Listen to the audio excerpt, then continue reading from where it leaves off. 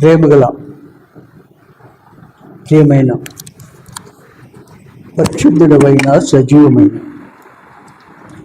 నిజమైన నిత్య జీవము కలిగిన సత్యదేవుడమైన ఆకాశమందున్న అంతటా అన్ని సమయాల్లో ఉన్న మా పరలోక తండ్రి యేసుక్రీస్తు ప్రభు నామను బట్టి హృదయపూర్వకమైన కృతజ్ఞతాస్తుతి ఆరాధన చెల్లిస్తూ మీ పాదముల చెంతకు వస్తున్నాం. మా తండ్రి, పాటల ద్వారా మేము స్తుతించి గణపరిచి కీర్తించి మహిమపరచగలిగే కృప మాకు ఇచ్చినందుకై స్తుతిస్తున్నాం. ఆరాధన కొరకై చదువుకునే లేఖన భావం ద్వారా మాతో మాట్లాడండి. నీ మెల్లని స్వరాన్ని వినిపించండి. వాక్యము వెల్లడి ఎగురుతున్న వెలుగు మాలో తీసుకొని రండి. ఆత్మతో సత్యంతో ఆరాధించడానికి కృపని సమయోచిత సాని మీరు మాకు నుంచి మయ్య వాడుకోమని కోర్చు యేసు నామమున స్తుతించి ప్రార్థించి వేస్తున్నాము తండ్రి. యోహాను సువార్త 6వ అధ్యాయం 17, 18, 67, 68, 69 మనం చదువుకుందాం.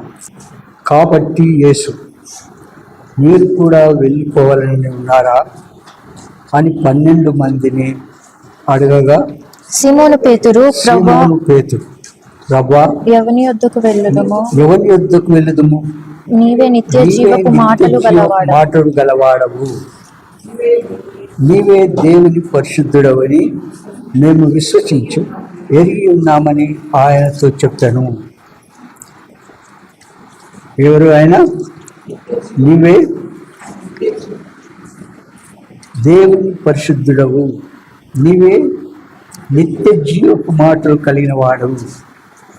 మన దేవుడు ఎలాంటి వాడు? నిత్య జీవపు మాటలు కలవాడు.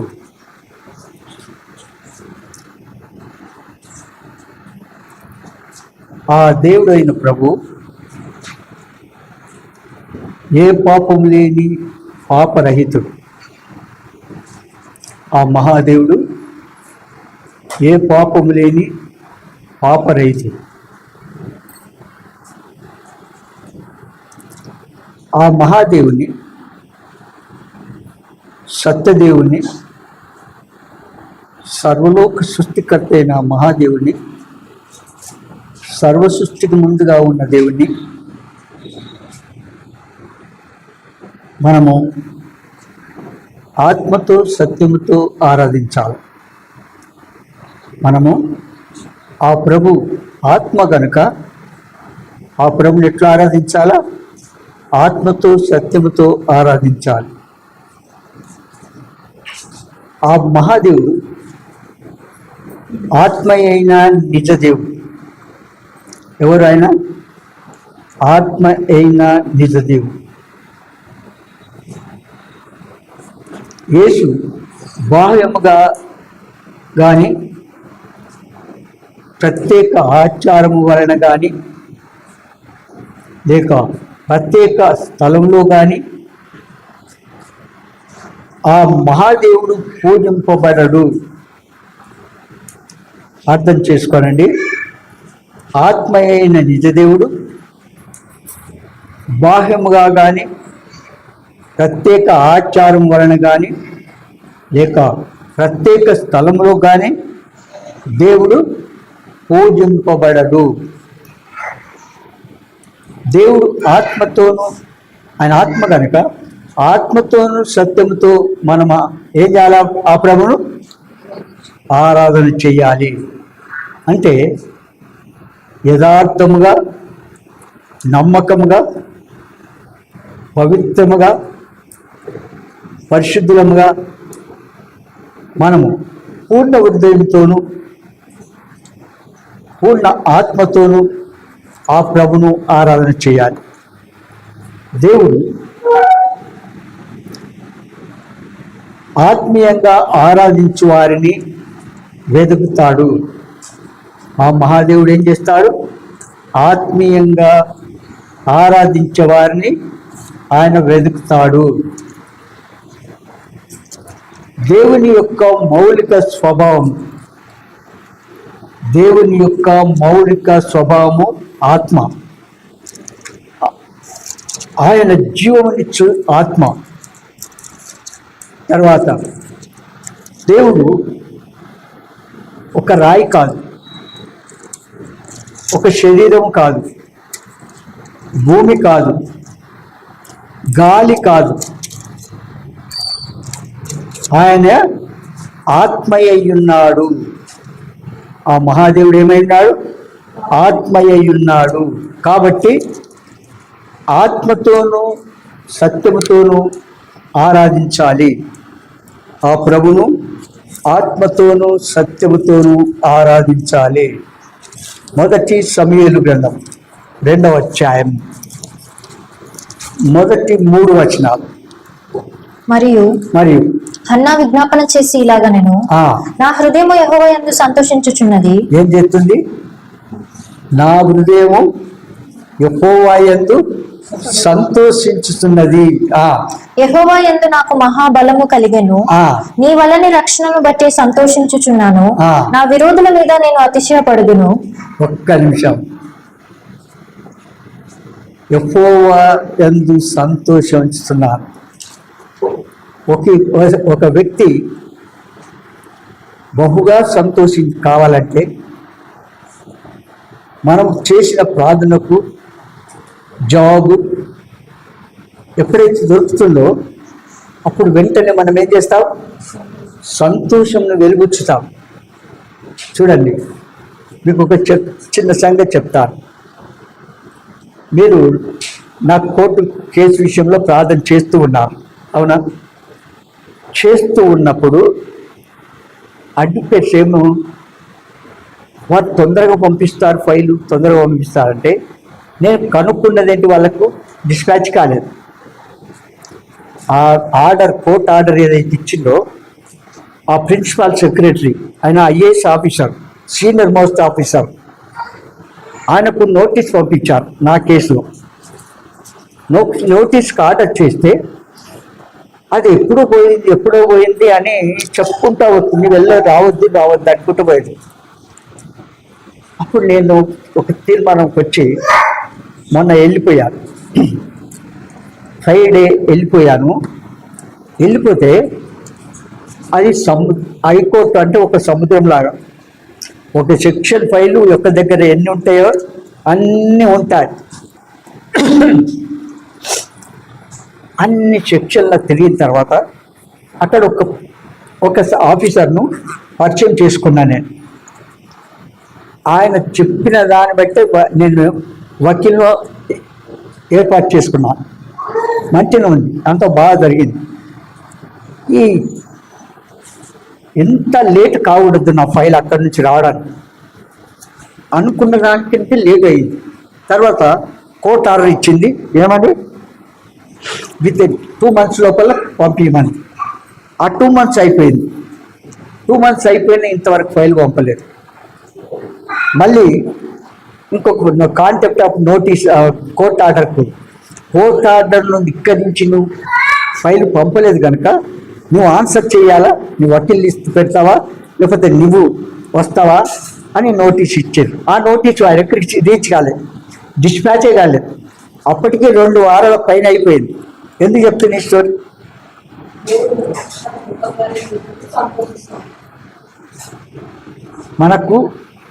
మన సంతోషం వెలుగుచ్చుకోవడానికి మీకు తెలియజేస్తున్నాను.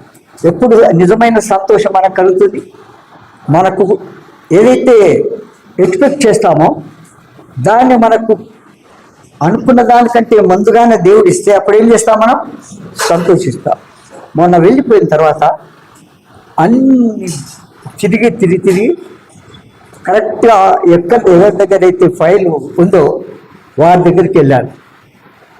వారు వెళితే ఆ దగ్గరికి అంత వెళ్ళిపోయిన తర్వాత ఆయన పేపర్ మీద నోట్ చేసుకొని నంబర్ అదంతా చేసి, రేపు సాటర్డే సండే కదా, మండే పంపించి నీకు ఫోన్ చేస్తాను అన్నాడు.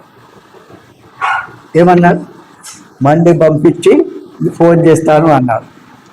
అప్పుడు నాకు ఎంతో సంతోషం కలిగింది. ఎందుకంటే నేను అక్కడికి వెళ్ళకపోతే ఈ వకీళ్ళందరూ ఇట్లే చెప్పేవాళ్ళు, అది ఆ టైం కూడా అయిపోయేది. వాళ్ళకి రీచ్ కాకపోతే ఏం చేస్తారు?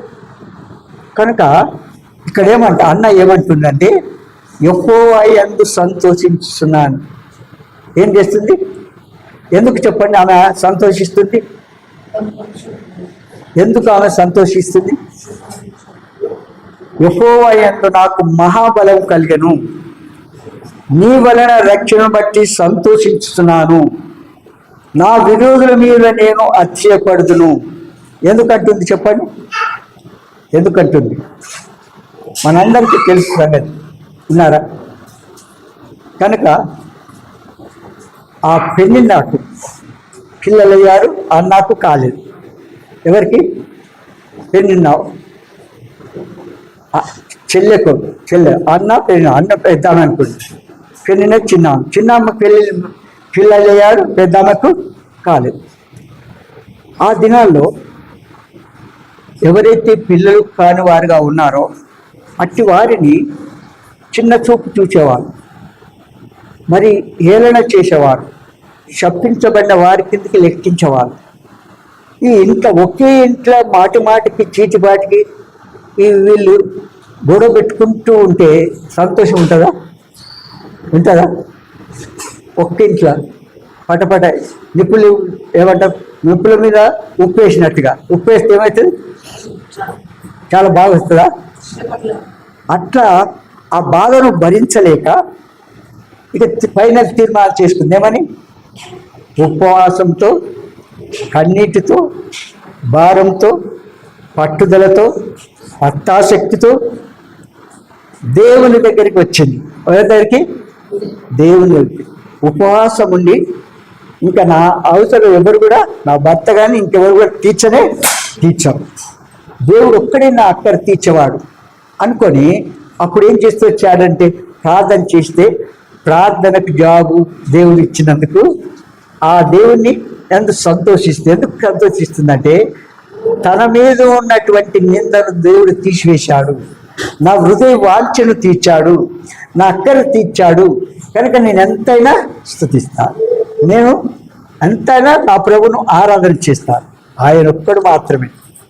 ఎన్ని ఆటంకాలు వచ్చినప్పటికీ కూడా ఆమె వెళ్ళి దేవాలయంలో ప్రార్థన చేస్తూ ఉంటే అక్కడున్న సేవకుడు ఏం చేసిండు? చాలా మంచిగా నేర్చుకున్నాడా? ఏమన్నాడు? ఎందాక మత్తురాలవై ఉంటూ, చూడండి దేవుడి మందిరానికి వస్తే ఏమైతే ఎందాక నిద్రపోతావు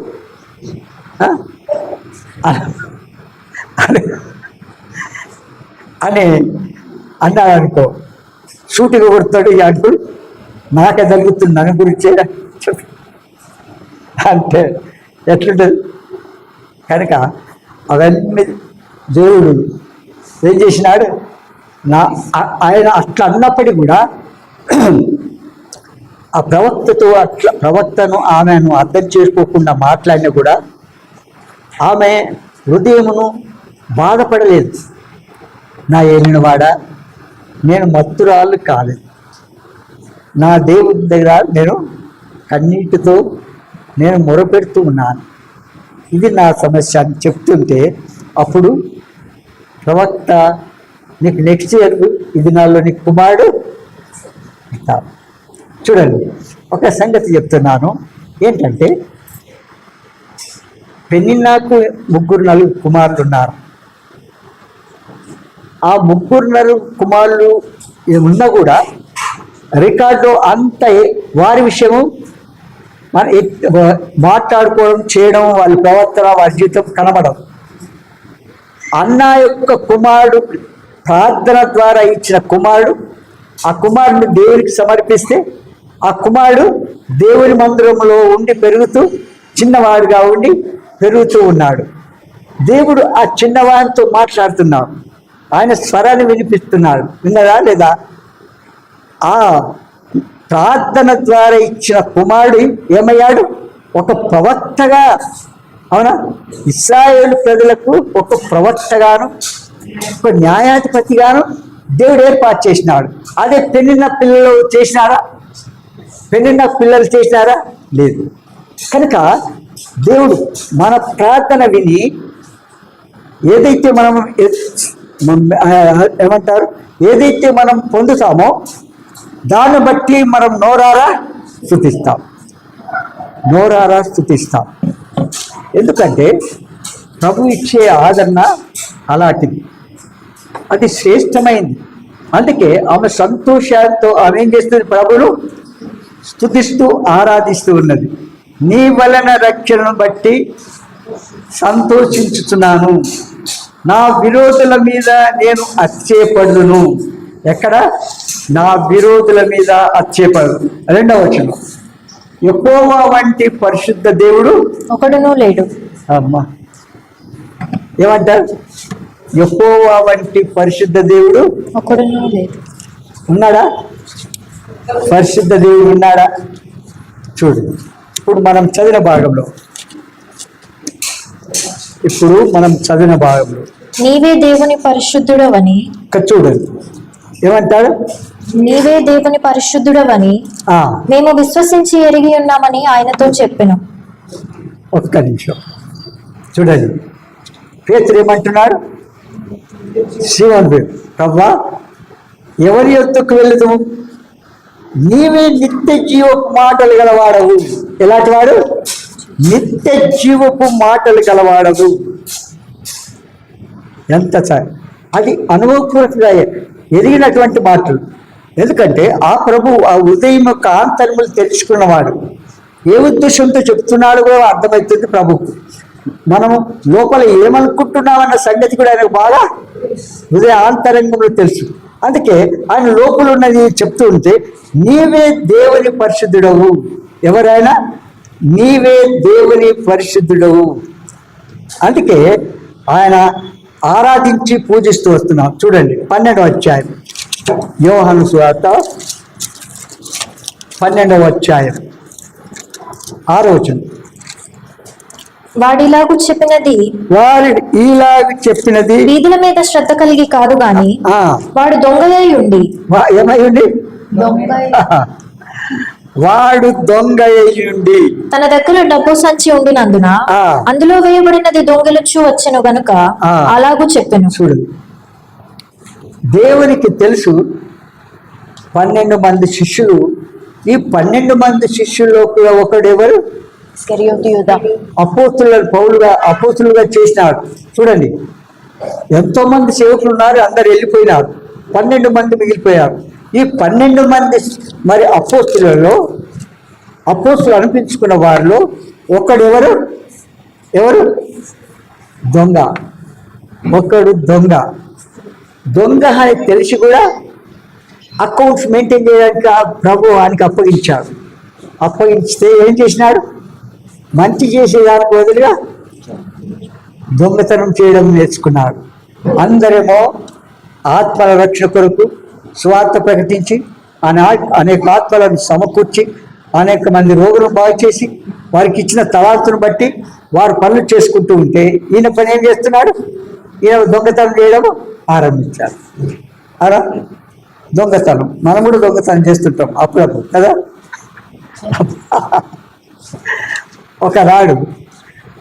ఒకరోజు అది నాకు మైండ్ గుర్తొస్తుంది.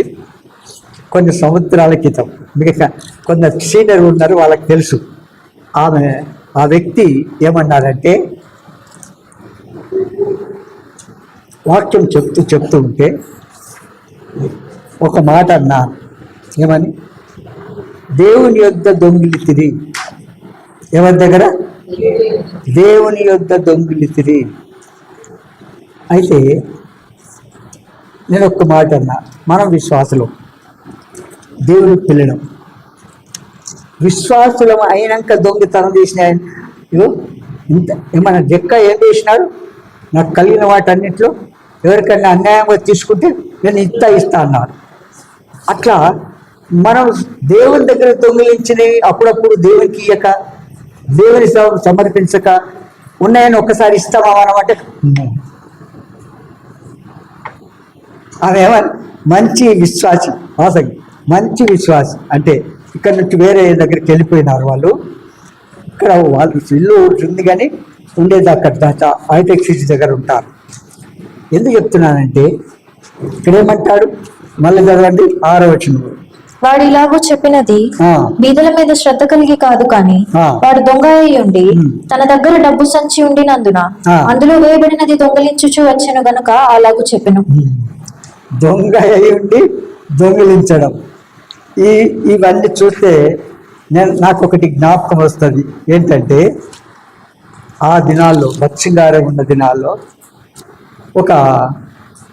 కొందరిని ఎల్లర్ని చేసినారు. ఒక అకౌంట్ మెయింటైన్ చేసి ఒక బ్రదర్ని పెట్టినారు. ఆయన పేరు వెంకటరత్నం. మీకు తెలుసో లేదో తెలియదు. ఆయనకు అకౌంట్స్ ఇచ్చేస్తే ఎవరన్నా ఏదన్నా బ్రదర్కు గారి సమస్య ఏదని చెప్తూ ఉంటే ప్రేరేపిస్తే వెంటనే వాళ్ళకి ఇచ్చేసి ఆయనకు పంపించేసి వాళ్ళకు డబ్బులు ఇట్లా వస్తారనే సంగతి వారికి ఏం తెలియదు, కానీ వారు డబ్బులు దగ్గర ఉంచుకునేవాళ్ళు. అయితే ఆ బ్రదరు దక్షిణ గారు చెప్పిండ్రు లేదో వెంటనే 10 రూపాయల కట్ట నోటు ఇస్తున్నాడు. 10 రూపాయల కట్ట 100 ఎంత అవుతుందో అది అట్లా తీసుకొని ఇచ్చేసి మా బ్రదర్ దగ్గర ఇంత దగ్గర ఉంటాయా అని నేను అనుకున్నా. ఆ దినాల్లో చెప్తున్నా. కనుక దేవుడు తన ప్రజలకు ఎంతో మేలు చేస్తాడు. ఆ మేలు చేసిన దాన్ని బట్టి జీవిత కాలం అంతా మనం స్తుతించిన మన నోరు చాలనే చాలదు. అందుకే అన్న ఇక్కడ ఏమంటారు, నీ వలన రక్షణ బట్టి సంతోషించుతున్నాను, నా విరోధుల మీద నేను అతిశయపడుతున్నాను. ఎవరు విరోధులు? వాళ్ళ అక్క విరోధి. చూడండి, అవునా? అంటే క్రియలు అలాగున్నాయి. నేను ఎందుకు నా నిందను తొలగించావు, నాకు గర్వఫలం ఇచ్చావు. నేను ఆశించింది ఆ గర్వఫలాన్ని నీ కొరకు ఇస్తాను. ఎవరి కొరకు? దేవుడు. మనకిద్దరు కుమారులు ఉన్నారు. ఒక కుమారుని సేవకి ఇస్తామా? వాళ్ళు పెద్దోళ్ళు ఏంటి వాళ్ళే తెలుసు అంటావా లేదా? పెద్ద కనుక వాక్యములు అలాగనే ఉంది. ఉన్న కుమారుని దేవుని కొరకు సమర్పించుకుంది. తర్వాత యెహోవా వంటి పరిశుద్ధ దేవుడు 2వ అధ్యాయము 2వ వచనం. సమయలు 1 సమయలు 2వ వచనం. యెహోవా వంటి పరిశుద్ధ దేవుడు ఒకడును లేడు. యెహోవా వంటి పరిశుద్ధ దేవుడు ఒక్కడును లేడు. నీవు తప్ప మరి ఏ దేవుడును లేడు. మన దేవుని వంటి ఆశ్రయదుర్గం ఏదియూ లేదు. యెహోవా అనంత జ్ఞానియగు దేవుడు. ఆయనే క్రియలను పరీక్షించువాడు. ఇకను అంత గర్వముగా మాట్లాడకుడి. గర్వపు మాటలు మీ నోట రానియకుడి. ఏం చేసింది? చెల్లెగా అనుకున్నదా? అట్లా అనుకోలేదు. గర్వపు మాటలు మాట్లాడుతూ వచ్చింది. ఆ విధంగా తెలియచేస్తుంది. ఆ దేవుడు ఎలాంటి వాడని గుర్తించింది. యెహోవా వంటి పరిశుద్ధ దేవుడు ఇప్పుడు ఒక్కడు కూడా దేవుడు పరిశుద్ధి. ఈ దినాల్లో చాలా మంది ఏం చేస్తున్నారంటే వారి ఎవరైతే దేవుడని ఏమంటారు మొక్కుతారో వారితో మాట్లాడుతూ వచ్చినప్పుడు వెంటనే ఒకటి చెప్పాల్సింది ఏంటిదంటే, ఎవరైనా మీకు తట్టితే దేవుడు పరిశుద్ధుడు. దేవుడు అంటే ఎవరు? పరిశుద్ధుడు, పాపరహితుడు. దేవుడు పాపము లేనటువంటి వాడు. అయితే వారు ఎవరినైతే ఆరాధన చేస్తుందో ఆయన పరిశుద్ధుడా కాదా తెలుసు. ఒక్క మాటలో కొట్టేయచ్చు. ఒక్క మాటలో దేవుడు. కనుక ఆయన పరిశుద్ధుడు కనుక ఆయనను పరిశుద్ధ అలంకారాలు ధరించుకొని ఆయనను ఆరాధన చేయాలి. అర్థమైందిగా? పరిశుద్ధ అలంకారం. పవిత్రుడైన దేవుని దగ్గరికి వెళ్ళాలంటే ఏం చేయాలా? పవిత్రంగా ఆయన దగ్గరికి వెళ్ళాలి. ఆయన సర్వలోక సృష్టికర్త, సర్వంతర్యామి, సర్వవ్యాపి, అంతటా అన్ని సమయాల్లో ఉన్న దేవుడు. కనుక యెహోవా వంటి పరిశుద్ధ దేవుడు ఒక్కడునూ లేడు. చూడండి 6వ అధ్యాయం 6వ అధ్యాయము 19, 20. 6వ అధ్యాయము మొదటి సమూయేలు గ్రంథము 6వ అధ్యాయము 19, 20. బేత్షెమెషు వారు యెహోవా మందసమును తెరిచి చూడగా దేవుడు వారిని హతము చేసి ఆ జనులలో 70,070 మందిని మొత్తెను. యెహోవా గొప్ప దెబ్బతో అనేకులను మొత్తగా జనులు దుఃఖాక్రాంతులైరి. అప్పుడు బేత్షెమెషు వారు పరిశుద్ధ దేవుడైన యెహోవా సన్నిధిని ఎవరు నిలవగలరు? ఒక్క నిమిషం చూడండి. ఎప్పుడు అంటున్నారు ఈ మాట? తట్టు రాకినప్పుడు బట్ట కడతారంట. ఏమట తెలంగాణలో తట్టు రాకితే బట్ట కడతారు అంటే మనం వెళ్తూ కాలుకు దెబ్బ తాకిందనుకో, కాలుకు దెబ్బ వెంటనే రక్తం వస్తుంటే ఏం టేప్ పెట్టేస్తామని రక్తం కారకుండా, అట్లా తట్టు రాకితే బట్ట కడతారు అన్న తెలంగాణ భాషలో చెప్తున్నారు. కనుక ఇక్కడ చూడండి, వారు మొదట ఎలాంటి వారుగా ఉన్నారు, తర్వాత ఎట్లా తెలుసుకున్నారు వాళ్ళు. అప్పుడు బేత్షెమెషు వారు పరిశుద్ధ దేవుడైన యెహోవా సన్నిధిని ఎవరు నిలవగలరు? మన యొద్ద నుండి ఆయన ఎవరి యొద్దకు పోవాలని చెప్పారు. కనుక ఆ దేవుడు ఎలాంటి వాడు? పరిశుద్ధుడు. ఆ పరిశుద్ధుని మనం ఆరాధించాలంటే ఏం చేయాలా? పరిశుద్ధ అలంకారాలు ధరించుకొని ఆయన్ను ఆరాధన చేయాలి. చాలా సంగతులు చెప్పాను, అన్నీ ఉన్నాయి, మళ్ళీ చెప్పడంతో బాగుండదు. ఆ ప్రభును ఆరాధన, ఆ ప్రభు కోరుకునేది నీ దగ్గర నుండి ఏం కోరుకుంటాడు? విరిగి నలిగిన హృదయంతో, ఆత్మతో, సత్యంతో ఆ ప్రభును ఆరాధించాలని కోరుతాడు. ఏమంటాడు? అది తన ప్రజలు ఆరాధించాలి. స్వరక్తమిచ్చి కొనబడినవారు, పరిశుద్ధులుగా తీర్చబడినవారు ఆ ప్రభును ఆరాధించాలి. చూడండి, దొంగ కూడా ఆరాధన చేసుకుంటూ పోయి ఉంటాడు ఆ దినాల్లో. ఎవరు దొంగ? ఎవరు? యూదా ఇస్కరియోతు.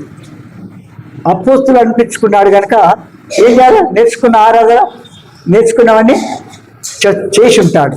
ఒక దిక్కు ఈ దొంగతనం చేయడం, ఇంకో దిక్కు మళ్ళా దేవుని పరిచయం చేస్తున్నట్టుగా యాక్టింగ్ చేయడం. చూడండి ఎట్లుందో. అలాంటిది ఎప్పుడు కూడా మనం చేయకూడదు. అందుకే ఆ దేవుడైన పరిశుద్ధుడైన దేవుని యొక్క ఏమంటాడు? ఒక్క సంగతి, పరిశుద్ధుడైన దేవుడైన యెహోవా సన్నిధిని ఎవరు నిలవగలరు? ఇప్పుడు చూడండి, ఈ మాట చెప్తూ ఉంటే ఇప్పుడు ఇజ్రాయెల్ ఇరాన్ ప్రజలకు ఏం జరుగుతుంది? యుద్ధం జరుగుతుంది. ఆ యుద్ధంలో ఏం జరిగింది? అది చిన్న కంట్రీ. ఇజ్రాయెల్ కంట్రీ ఎలాంటిది? చాలా చిన్నది. ఇతర దేశాలను పోల్చుకుంటే అది ఎంతంటే మన హైదరాబాద్ అంతా ఒక దేశం అంతా కలిస్తే హైదరాబాద్ అంత ఉంటుందో లేదో అంతే. కొన్ని లక్షల మంది ఉంటారు జనాభా. ఆ జనాభా వారు యుద్ధం చేస్తూ ఉంటే, మరి బాంబ్స్ వేస్తూ ఉంటే, వాటన్నిటినీ పైన పేల్చి పారేస్తుంటే యూదులకు ఇచ్చినటువంటి జ్ఞానం ఎవరికి కూడా లేదు. అందుకే ఆ దేవుడైన యెహోవా తన ప్రజలతో యుద్ధం చేస్తున్నాడు కనుక వారు నిలవగలిగినారు. ఎంతమంది అయితే ఇరాన్లో శత్రువులు అధికారం తీసుకొని మరి యుద్ధానికి వెనకాలకు ముందుకు వస్తున్నాడో అట్లాంటి వాటందరిని ఏం చేసినాడు? వెంటనే హతం చేస్తూ వచ్చారు. ఇంకా కొనసాగుతుంది. కనుక ప్రార్థన చేయాలి మనం యెరూషలేము కొరకు, యూదా ఇశ్రాయేలు ప్రజల కొరకు, ఆ యుద్ధం కొరకు కూడా. కనుక ఆయన పరిశుద్ధుడు కనుక ఆయన దగ్గర ఎవరైనా నిలుస్తారా? ఎవరికి కూడా నిలరు. అందుకే ఆ ప్రభువును మనం స్తుతించాలి. చూడండి 16వ అధ్యాయం సమూయేలు గ్రంథము, మొదటి సమూయేలు 16వ అధ్యాయం 7వ వచనం. అయితే యెహోవా సమూయేలుతో ఇలాగ సెలవిచ్చెను, అతని రూపమును అతని ఎత్తును లక్ష్య పెట్టకము. మనుషులు లక్ష్య పెట్టు వాటిని యెహోవా లక్ష్య పెట్టడు. నేను అతని త్రోసివేసి ఉన్నాను. మనుషులు పై రూపమును లక్ష్య పెట్టుదురు గాని యెహోవా హృదయమును లక్ష్య పెట్టును. నేను అతనిని త్రోసివేసి ఉన్నాను. అవునా? నేను అతనిని త్రోసివేసి ఉన్నాను. ఒక సంగతి మీరు సత్యాన్ని మీరు తెలుసుకోవాలా. మన జీవితంలో 10 రూపాయలను చూస్తాం. ప్రతి ఒక్క విశ్వాసి, మన ఎదుట ఉన్న సేవకులు కానీ విశ్వాసులు కానీ, వారి 10 రూపాయలు చూస్తాం. 10 రూపాయలు చూసి వారి కదలికను బట్టి ఏం చేస్తామంటే ఒక తీర్పు తీరుస్తూ ఉంటాం. ఈయన దీనికి వారికి, ఈయన దీనికి యోగ్యుడు, ఇది తీసుకో, ఇది అది చెప్తూ ఉంటాం. అది 10 రూపాయలు చూసి. ఇక్కడ ఏం చేసినాడు దేవుడు? ఏం చెప్పవా ఏమన్నాడు? సమూయేలు దగ్గరికి వచ్చిన తర్వాత మొదటి నుంచి లాస్ట్ వరకు అందరినీ, వాళ్ళందరినీ తీసుకొచ్చి పెట్టాడు. పెట్టిన తర్వాత మొదట ఫస్ట్ పెద్ద వ్యక్తిని పెట్టాడు. ఆయన పెద్దోడు కుటుంబాన్ని నడిపించేవాడు అన్నట్టుగా లోకరీతిగా. అయితే ప్రభు ఏమంటున్నాడు? నేను అతన్ని లక్ష్య పెట్టాను. మన జీవితంలో వెలుచూపును బట్టి మాట్లాడకూడదు, 10 రూపాయలు చూసి మాట్లాడకూడదు. దేవుడు ఆంతర్యం ఎరిగినవాడు. ఎవరైనా దేవుడు మనుషుల ఆంతర్యం ఎరిగినవాడు కనుక వారిని నేను ఏం చేయను ఆయనను చూడండి ఏమంటాడు అన్నమాట. నేను అతన్ని త్రోసివేసి ఉన్నాను. అది పెద్దవాడు కావచ్చు, కానీ నా పనికి యోగ్యుడు కానే కాదు. నా పరిచయం చేయడానికి, నా సేవ చేయడానికి, దేవుని గురించి పాటలు పాడడానికి, దేవుని మందిరానికి రావడానికి, నా దేవుని సన్నిధిలో యోగ్యుడు కాదు. కాని వాడిని యోగ్యుడు ఎంచుతాం మనం. కాని వాడిని ఏం చేస్తాం? యోగ్యుడు నుంచి వాడిని నిలబెడుతూ ఉంటాం. విన్నారా? ఎప్పుడైనా సరే వెలుచూపును బట్టి మాట్లాడకూడదు, 10 రూపాయలు చూసి మాట్లాడకూడదు. విన్నారా? ఈయన ఏం చేస్తున్నాడు? 10 రూపాయలు చూస్తున్నాడు. అయితే అందరు ఒకరి తర్వాత ఒకరు తీసుకొచ్చాడు. దేవుడు వీడు కాడు, ఇంకా ఎవరైనా ఉన్నారా అని అడిగితే ఇంకొకడు కడసారి వాడు ఉన్నాడు. వాడు గొర్రెలు కాపరి, గొర్రెలు కాస్తాడు. అంటే అప్పుడు ఆయన పిలిపియండి, ఇక్కడ కూర్చుందామన్నాడు. అన్నారా లేదా? ఆ గొర్రెలు మేపుకునే బాలుడు యవనస్తుడు పిలిపించిన తర్వాత ఇతడు నేను ఏర్పాటు చేసుకున్నా తీయండి ఆ మాట చదవండి. మనుషులు 10 రూపాయలు లక్ష్య పెట్టాడు, కానీ ఎక్కువ అతన్ని లక్ష్య పెట్టాడు. కనుక కింది భాగంలో చూసేస్తే నీ కుమారులందరూ ఇక్కడ ఉన్నారా అని యెషయాని అడగగా అతడు ఇంకనో కడసారి వాడున్నాడు, అయితే వాడు గొర్రెలను కాల్చున్నాడని చెప్పెను. అందుకు సమూయేలు నీవు వాడిని పిలువనంపించుము, అతడు ఇక్కడికి వచ్చే వరకు మనము కూర్చుందామని యెషయాతో చెప్పగా అతడు వాడిని పిలువనంపించి లోపలికి తోడుకొని వచ్చెను. అతడు ఎర్రని వాడును, చక్కని నేత్రముల గలవాడును, చూచుటకు సుందరమైన వాడునై ఉండెను. అతడు రాగానే నేను కోరుకున్నవాడు ఇతడే, నీవు లేచి వాడిని అభిషేకించుమని యెహోవా సెలవీయగా. చూడండి ఏమన్నా, నేను కోరిన వాడు ఇతడే కనుక ఇతన్ని ఏం చేయాలా? అభిషేకించాలి. మనకు ఎన్నో టాలెంట్స్ ఉండొచ్చు, ఎన్నో మనకు గిఫ్ట్ ఉండొచ్చు. చూడండి ఒక మాట, నేను బాల్యంలో పాటలు పాడుతూ ఉంటే నాకు తెలియదు సంగతి. వేరే వాళ్ళు అనేవాళ్ళు ఈ సినిమా యాక్టర్ అవుతావారు, మంచి సినిమా యాక్టర్ అవుతావు అనేవాళ్ళు. ఆ యాక్టర్ అంటే సంగతి తెలియదు, వాళ్ళ పేరు తెలియదు, నాకేం తెలియదు. నేను పాటలు పాడిస్తే డ్రామాలు అక్కడక్కడ వేస్తుంటారు స్కూళ్ళల్లో. అట్లా నేను వాడుకునేవాడిని. అట్లా అంటే 10 రూపాయలు మనం చూసి ఇవన్నీ సెలెక్ట్ దేవుడే ఏర్పాటు చేసుకున్నవాడా కాదు, దైవ చిత్తానికి ఇదే. చూడండి అపోస్తులు 12 మందిని వేసుకొని ఈ 12 మందిలో ఒకడు ఎవరు? 12 మందిలో ఎవరు? ఒకడు దొంగ. చూడండి ఆ దొంగను నిలబెట్టి మనం ఈ దొంగ కూడా ఏమిచ్చాడు? గిఫ్ట్ ఇచ్చినాడు. దయ్యముల మీద, రోగులు స్వస్థపరచడానికి అన్నిటినీ తీర్థులు పంపినాడు. ఏమి వారికి తక్కువ చేయలేదు. కానీ వారి లక్షణాలు వారు వదులుకున్నాడా? తాను చేసే పని తాను చేస్తూనే ఉన్నారు. కనుక మన జీవితంలో ఎప్పుడైనా సరే ఏం చేయాలా?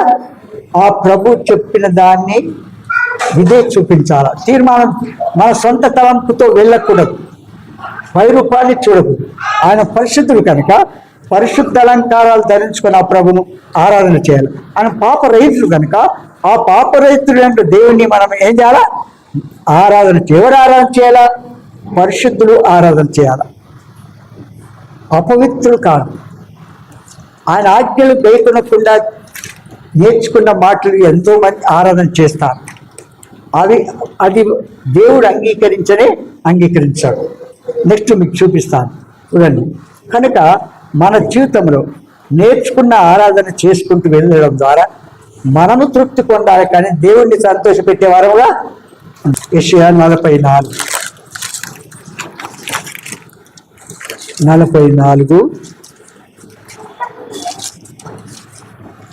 6 నుంచి 8 వరకు చదవండి.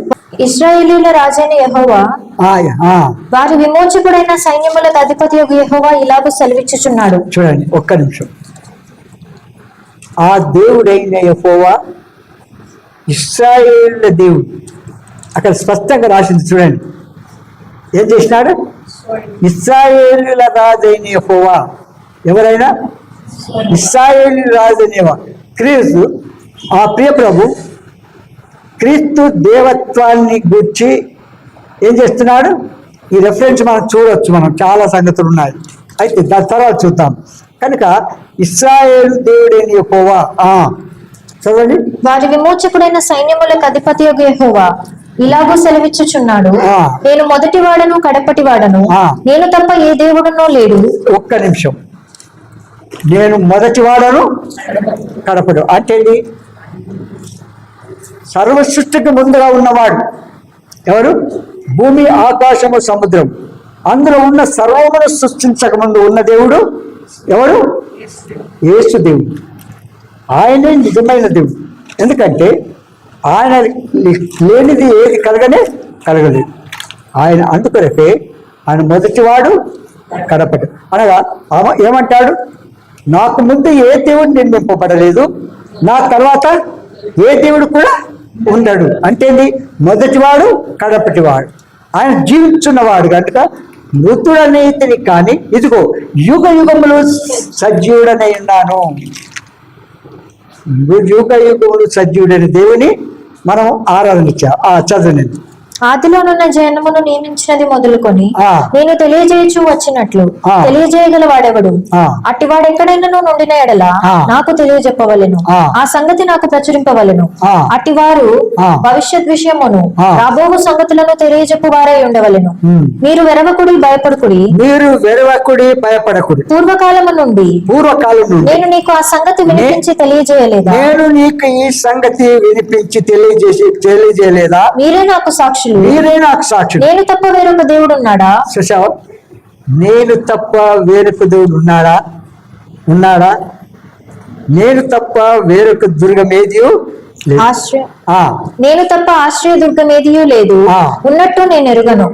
విగ్రహం కనుక ఆయన తప్ప వేరొక దేవుడు రక్షకుడు లేడు. కనుక ఆ ప్రభును మనం ఏం చేయాలా? ఆరాధన చేయాలి. ఆరాధన చాలా శ్రేష్టమైంది. పరిగెత్తుకుంటూ రావాలి. ఆరాధన మొదటి స్టెప్, మొదటి మీటింగ్ ఎక్కడైనా మన సహవాసంలో చూస్తే మొదట ఆరాధన మీటింగ్ ఉంటుంది. మొదట ఆరాధన మీటింగ్, ఆ తర్వాత వేరే మీటింగ్స్ అన్ని కలిగి ఉంటాం. కనుక మనం ఆరాధన చేసే ముందు ఆరాధనకి ఏం చేయాలా? ఆరాధన సమయానికి పరిగెత్తుకుంటూ రావాలి. ఎందుకు? మనము దేవుని పై ఉన్నటువంటి భక్తి, విశ్వాసము, ప్రవర్తన మనకు తెలిసిపోతుంది. ఎంత ఆసక్తి కలిగి ఉన్నాము, ఆ దేవుని అంతా ఎంత భయభక్తులు కలిగి కొనసాగుతున్నాము, దాన్ని మనం తెలుసుకొని మనము ఏం చేయాలా?